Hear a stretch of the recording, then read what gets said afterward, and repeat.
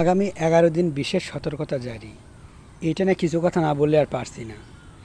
এই কথা কেন বলল যে আগামী 11 দিন বিশেষ সতর্কতা জারি বাংলাদেশে, এটা বলার একমাত্র কারণ হতে পারে এই যে মাইলস্টোন কলেজে যে প্লেন ক্রাশ হয়েছে আর কি, বিমান ভেঙে পড়েছে, এতগুলা মানুষ মারা গেছে, বা এই পাইলটকে যে হত্যা করা হয়েছে, খুন করা হয়েছে, এটাকে ধামাচাপা দেওয়ার জন্য এই গুজবগুলো ছড়াচ্ছে।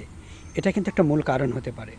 অথবা হতে পারে যে ওই যে মসজিদে ময়নার লাশ পাওয়া গেছে, এটা নিয়ে মানুষ অনেক সারা বাংলাদেশের লোকজন সেটা নিয়েও কি আন্দোলন করছে যে নিরীহ ইমামদের, নিরপরাধ ইমামদেরকে কেন আটকানো হলো।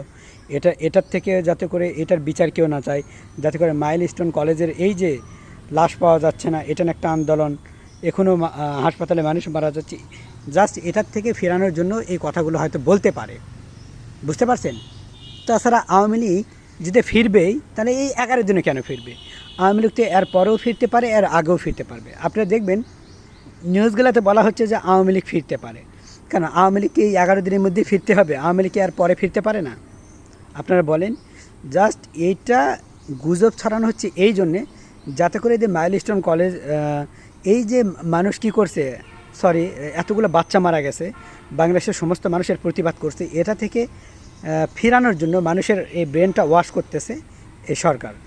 অথবা এটাও হতে পারে যে আমরা যেহেতু সবাই দাবি করছি যে আমাদের যুদ্ধ বিমান চাই, যুদ্ধের অস্ত্র চাই, আমাদের আকাশটাকে, আমাদের দেশটাকে সুরক্ষিত করতে চাই, আকাশটাকে আমরা শক্তিশালী করতে চাই, তো সরকার হয়তো এটা থেকে মুখ ফেরানোর জন্য, যাতে বাংলাদেশ শক্তিশালী না হয়, বা এই যে প্রাণের দাবি সবাই তুলছে যুদ্ধ বিমান কেনা হোক, যুদ্ধ বিমান কিনলে তো বাংলাদেশের কিছু ভালো হবে, তো এরা যারা গদিতে আছে এরা ভালো চায় না, এটা থেকে ফেরানোর জন্য যাতে করে যুদ্ধ বিমান চাই, এটা না করে এই যাতে করে আওয়ামী লীগদের যে আমরা খারাপ মনে করি, আওয়ামী লীগদের প্রতি আবার যাতে করে একটা দেশে গৃহযুদ্ধ শুরু হয়, এই জন্যই 11 দিনের কথা বলা হয়েছে। আচ্ছা বলেন তো, ভেবে দেখি 11 দিনের মধ্যেই কেন আওয়ামী লীগকে প্রবেশ করতে হবে? অন্য দিনে কি আওয়ামী লীগ প্রবেশ করতে পারবে না? না বাংলাদেশে কি আওয়ামী লীগ নেই? বাংলাদেশে আওয়ামী লীগ কি লোকজন নাই? জাস্ট এগুলো মাইলস্টোন কলেজে এই যে বিমান ক্রাশ করাইছে, এতগুলো বাচ্চা মারা গেছে, এটা থেকে ফেরানোর জন্য, মানুষের ব্রেনকে অন্য দিকে নেওয়ার জন্য এই বুলিগুলো তুলছে। নতুবা আওয়ামী লীগ এই 11 দিনের মধ্যে ফিরতে হবে কেন? 11 দিনের পরেও তো ফিরতে পারে। আর ফিরার কি, আওয়ামী লীগ নজির কি বাংলাদেশে নাই? ওই যে হামিদুর রহমান, উনি তো আওয়ামী লীগ করেন, উনি তো আবার বাংলাদেশে ফেরত এসেছেন, কই ওনার তো কিছু করা হয়নি? কিছু করা হয়েছে বলতে পারেন আপনারা? কিচ্ছু না। জাস্ট এটা একটা আতঙ্ক, এটা একটা বিপদ, এটা একটা ভয়। বা এটাও হতে পারে এই যে মনে করেন, যাতে করে সরকার যুদ্ধ বিমান না কিনে, আমরা যেহেতু যুদ্ধ বিমান, বয়িং থেকে বিমান কিনতেছে 25টা, এটা কিসের বিমান কিনতেছে জানেন? এটা হলো ওই যে বিজনেস বিমান। এখন বলেন তো, আমরা বিজনেস এই আমেরিকাতে আমরা যেতে পারি না, আমাদের ভিসা নেই। আমরা আবার আমাদের বাংলাদেশ থেকে কিন্তু অনেক দেশের ভিসা বন্ধ হয়ে গেছে, 12টা দেশে না কত যেন দেশে দেখলাম, এগুলো খুলে দেওয়া হোক, বা অন্যান্য দেশে যাতে আমরা বাংলাদেশ থেকে সেই দেশগুলোতে যেতে পারি। আমাদের প্লেন কিন্তু সরাসরি আমেরিকাতে যায় না, বেলারুশ বলেন বা অন্যান্য জায়গায় সরাসরি আমাদের বাংলাদেশ থেকে সেই দেশগুলোতে প্লেন যায় না। তাহলে এতদিন কি তোরা মুড়ি মাখা খাইছিস? তাহলে আমার কথা হলো যে আমাদের দেশ থেকে যাতে প্লেন কীভাবে যায়, আমরা যাতে সরাসরি আমেরিকায় যেতে পারি, আমরা যাতে সরাসরি এই যে জার্মানি যেতে পারি, বা ইউরোপ কান্ট্রি যেগুলো, বা যেগুলোতে প্লেন সরাসরি যায় না, এই দেশগুলোতে যাতে যেতে পারি, আপনারা সেই ব্যবস্থা করুন। আমি এই মুহূর্তে দাবি করছি, যেহেতু চট্টগ্রামে এই ভারতীয়রা অস্ত্র দিচ্ছে চট্টগ্রামের লোকজনদেরকে, আদিবাসীদের দিয়ে আমাদের বাংলাদেশে অ্যাটাক করার চেষ্টা করছে। এখনই কিন্তু যদি আপনারা রুখে না দেন, চট্টগ্রামে সেনাবাহিনী দেওয়া হোক এবং সেই সাথে আমাদের অস্ত্র কেনা হোক। এখনই যদি অস্ত্র না কেনা হয়, তাহলে আমাদের দেশের অবস্থা খারাপ হয়ে যাবে। যেহেতু আপনারা ইতিমধ্যে জেনেছেন, আসামে 50,000 বাড়িঘর ভেঙে গুড়িয়ে দেওয়া হয়েছে, মুসলমানদের শুধু, অন্য কারো নাই। আবার এই যে আমাদের নবীকে কটূক্তি করছে প্রতিটা জেলায় যায়, লালমনিরহাট, রংপুর, আরও অন্যান্য জায়গায়, এর মানে এটাই দাঁড়ায় যে ধীরে ধীরে আমাদের দেশ যুদ্ধের দিকে চলে যাচ্ছে। অথবা বর্তমান সরকার হয়তো এই দেশটা আরও তছনছ করতে চায়, আরও ছিন্নভিন্ন করতে চায়, কারণ ওনাকে তো আর শান্তি পুরস্কার সৌদি আরব থেকে দেয়নি, দুবাই থেকে দেয়নি, ওনাকে দিয়েছে আমেরিকা থেকে।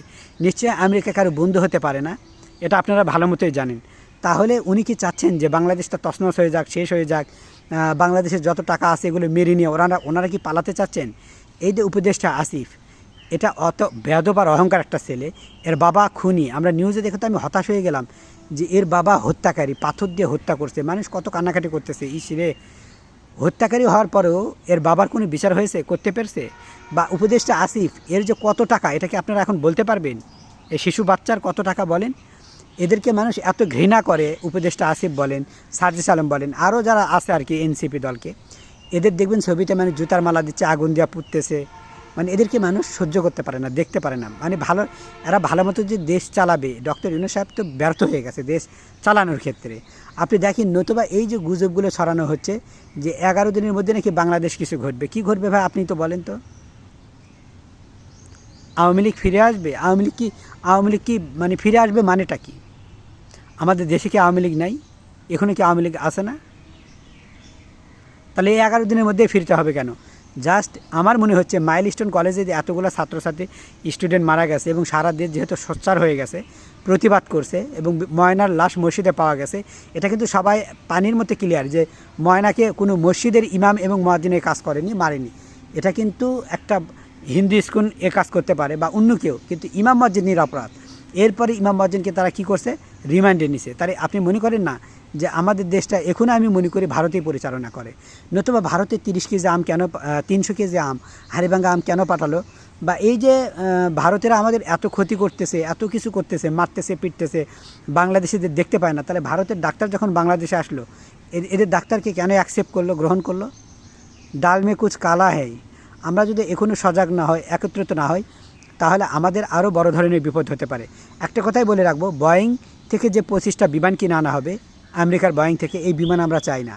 আমরা এখন চাই যুদ্ধ বিমান। আমাদের দেশকে সুরক্ষা করতে হবে, আমাদের যুদ্ধের ট্রেনিং দেওয়া হোক, আমরা যুদ্ধ করব, আমাদের কোনো আপত্তি নাই। দেশ বাঁচাতে আমরা এটা করতেই পারি।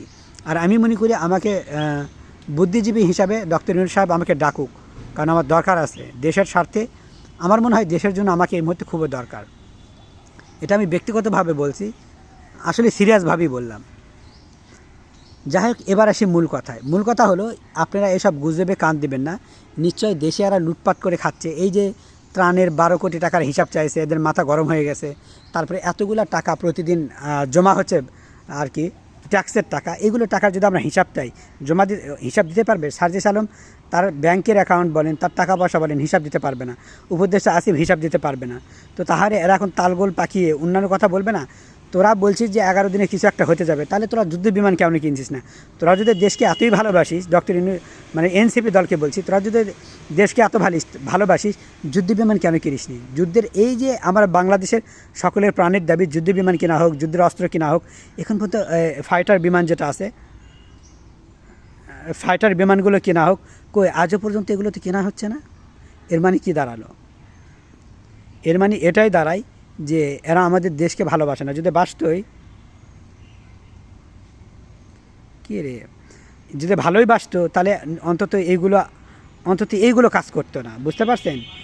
এগুলো আপনারা গুজবে কান দেবেন না, আমাদের ব্রেন ওয়াশ করা হচ্ছে।